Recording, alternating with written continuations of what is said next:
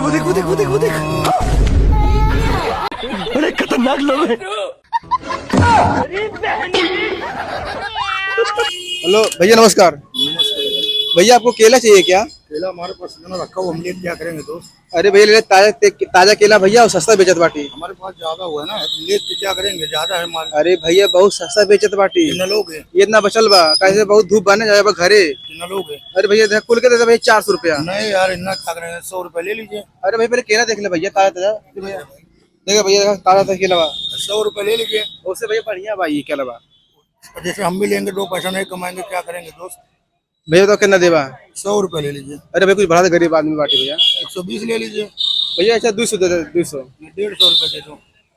अच्छा दो भैया तो कभी तू कमा लेना धूप बा ना हाँ, हम तो। भी कमाएंगे 2 पैसा। हाँ ये फंस गया सी है। अच्छा फिर आपकी फिर केला लेके आए भा। हाँ, आना दे देना। हाँ ठीक है भैया ओके थैंक यू भाई। रुको जरा।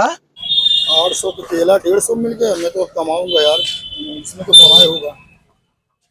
नहीं, ये तो साला मेरा ही केला, हमको तो बेच दिया।